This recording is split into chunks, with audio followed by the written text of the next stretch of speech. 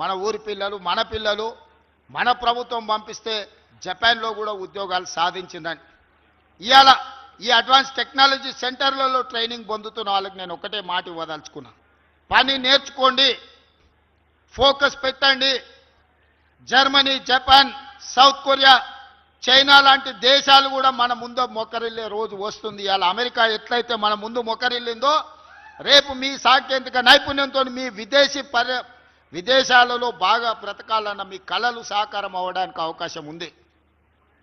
ఇంతకుముందు మిత్రుడు పొన్నం ప్రభాకర్ గారు ఒక మాట చెప్పారు. గతంలో ఇందిరాగాంధీ ఉన్నప్పుడు అగ్రికల్చర్ సీలింగ్ యాక్ట్ తీసుకొచ్చి వేలాది ఎకరాలు లక్షలాది ఎకరాలు జమీందారుల దగ్గర ఉంటే ఆ భూములు తీసుకొని పేదలకు పంచిపెట్టారు. ఆనాడు ప్రభుత్వం దగ్గర ఆస్తులు ఉన్నప్పుడు ఇండ్ల పట్టాలు ఇచ్చిండ్రు, ఇండ్లు ఇచ్చిండ్రు, వ్యవసాయానికి భూములు ఇచ్చిండ్రు. ఇవాళ ప్రభుత్వం దగ్గర పంచడానికి భూములు లేవు. ప్రభుత్వం దగ్గర ప్రభుత్వ కార్యాలయాలు కట్టడానికి భూమి లేదు. శ్మశాన వాటికల కోసం కేటాయిద్దామంటే భూమి లేదు. ఇక పేదలకు భూమి ఇవ్వడం అనేది పేదరికాన్ని నిర్మూలించడానికి భూములు ఇవ్వాలంటే అసాధ్యమైన పని. మరి పేదరికాన్ని ఎట్లా నిర్మూలించాలి? ఇది ఆలోచన చేయాలి. అందుకే నేను మన ఉస్మానియా యూనివర్సిటీలో చెప్పిన చదువు ఒక్కటే పేదరికాన్ని రూపుమాపుతుంది, సమాజంలో ఉన్న అసమానతలను రూపుమాపుతుంది. ఇవాళ మీరు చదువుకొని బాగుపడి ఉద్యోగాన్ని సాధిస్తే సమాజం మిమ్మల్ని గౌరవిస్తుంది, సమాజం మిమ్మల్ని ఆహ్వానిస్తుంది, సమాజంలో సంఘంలో మీ గుర్తింపు పెరుగుతుంది. చదువు ఒక్కటే మీ తలరాతను మారుస్తుంది. సాంకేతిక నైపుణ్యం ఒక్కటే మీ తలరాతను మారుస్తుంది. మీ తలరాతలు మారాలి అంటే అది మీ చేతుల్లోనే ఉంది. ఈ ప్రభుత్వం మీకు అవకాశాలు ఇస్తుంది. ఈ ప్రభుత్వం మీకు వసతులు ఏర్పాటు చేస్తుంది. ఈ ప్రభుత్వం ఇచ్చే అవకాశాలను వినియోగించుకోండి. తద్వారా సాంకేతిక నైపుణ్యాన్ని సాధించడమే కాదు, చదువుకోండి, గొప్పగా రాణించండి. ఇవాళ సత్య నాదేళ్ల ప్రపంచంలో గుర్తింపు తెచ్చుకున్నాడంటే చదవడం వల్లనే. చదువు లేకపోతే, సాంకేతిక నైపుణ్యం మనలో లేకపోతే ఈరోజు ఎందుకు గొరగాకుండా పోతాం? ఈ మధ్యకాలంలో గంజాయి కేసులు మేము పట్టుకుంటున్నాం. చెప్పడానికి బాధగా ఉంది. గంజాయి సరఫరా చేసేవాళ్ళు చాలా వరకు ఇంజనీరింగ్ గ్రాడ్యుయేట్స్, ఇంజనీరింగ్ చదువుకుంటున్న పిల్లలే సరఫరా చేస్తారు. ఇంజనీరింగ్ అయిపోయినాక ఉద్యోగం దొరకక మొదట వాడు అలవాటు చేసుకొని అలవాటు నుంచి అవసరాల కోసం గంజాయి వ్యాపారం చేసే పరిస్థితులు ఈరోజు తెలంగాణలో దాపురించినాయి. ఇది తెలంగాణ సమాజానికి పట్టిన చీడ.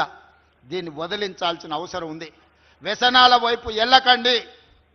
వ్యసనాల బారిన పడ్డారంటే మీ తల్లిదండ్రుల దుఃఖాన్ని మీరు అంచనా కూడా వేయలేరు. ఒకప్పుడు ఒక కుటుంబంలో 4-5 అన్నదమ్ములు ఉండేటోళ్ళు. ఒకరో ఇద్దరు అక్కరకపోయినా 2-3 బాగుపడితే ఆ కుటుంబాన్ని ఆదుకునేటోళ్ళు. ఇవాళ తల్లిదండ్రుల కలిపి ఒక్క పిల్లగాడో ఒక బిడ్డనో ఉంటుంది. ఆ ఉన్న ఒక్కడు దారి తప్పితే, ఆ ఉన్న ఒక్కడు వ్యసనాలకు బానిస అయితే ఆ తల్లిదండ్రుల యొక్క బాధ ఎట్లుంటుందో యువకులుగా మీరు ఆలోచన చేయండి. అందుకే మిత్రులారా, ఈ అవకాశాన్ని వాడుకోండి. నేను మా మిత్రులు శ్రీధర్ బాబు గారికి, మొదట పొన్నం ప్రభాకర్ గారికి ఒక సూచన చేస్తున్నా. ఒకప్పుడు ఐటీఐలో చదువుకుంటే ఆర్టీసీ వాళ్ళు అప్రెంటిషిప్ కింద వాళ్ళకి ట్రైనింగ్ ఇచ్చేటోళ్ళు ఆర్టీలో తీసుకొని, మరి ఈరోజు ఎందుకు తీసుకుంటలేరో నాకు తెలియదు. మీరు దయచేసి మీ ఆర్టీసీలో ఏటీసీలో చదువుకున్న పిల్లలకు అప్రెంటిషిప్ ఇచ్చి వాళ్ళకు అవకాశం కల్పించి వాళ్ళలో ఉన్న నైపుణ్యాన్ని పెంపొందించడానికి దానకిషోర్ ప్రిన్సిపల్ సెక్రటరీ గారు పిలిపించుకొని మీరు మీ ఆర్టీసీకి సంబంధించిన అధికారులతో మాట్లాడి ఇక్కడ ట్రైనింగ్ పొందిన విద్యార్థులకు ఆర్టీసీలో అప్రెంటిషిప్ ఇవ్వండి. అదేవిధంగా మిత్రులు శ్రీధర్ బాబు గారికి నా రిక్వెస్ట్, ఆయన కొంచెం బలం ఉన్నోడు, కొంచెం టెక్నిక్ ఉన్నోడు, కొన్ని పనులు నాతో కాకపోతే ఆయనతో చేపిస్తుంటా.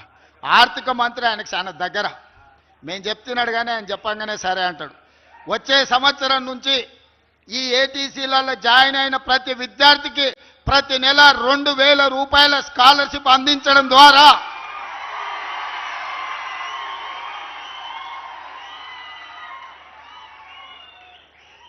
ఏటీసీలో ఏ గ్రామీణ ప్రాంతాలకు సంబంధించిన, పట్టణంలో పేదలకు సంబంధించిన పిల్లలు ఈ అడ్వాన్స్ టెక్నాలజీ సెంటర్లలో జాయిన్ అవుతారో ప్రతి నెల 2,000 రూపాయలు వాళ్ళకి స్టైపెండ్ కింద ఇప్పించండి.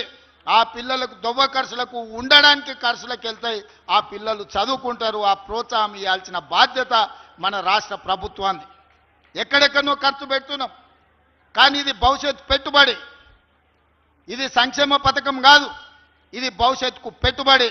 మీరు ఎట్లయినా ఆర్థిక మంత్రి గారిని ఒప్పించి ప్రతి నెల ఏటీసీలో చేరే ప్రతి విద్యార్థికి వచ్చే అకాడమిక్ ఇయర్లో 2000 రూపాయలు ప్రతి విద్యార్థికి ఇచ్చేటట్టుగా మీరు నాకు మద్దతుగా మీరే ముందుండి దీన్ని పరిష్కరించాల్సిందిగా మీకు విజ్ఞప్తి చేస్తున్నా. మిత్రులారా, అన్ని అవకాశాలు ఇస్తుంది ప్రభుత్వం, కానీ మీరు బాగుపడాలి, మీరు నేర్చుకోండి. మీకేం కావాలనో ఈ ప్రభుత్వం చేస్తుంది. మీ సోదరుడు ఈరోజు తెలంగాణ రాష్ట్రానికి ముఖ్యమంత్రి ఉన్నాడు. మీ ఆలోచనలు, మీ అవకాశాలను దృష్టిలో పెట్టుకొని మీ భవిష్యత్తు కోసం ప్రణాళికలు వేస్తాం.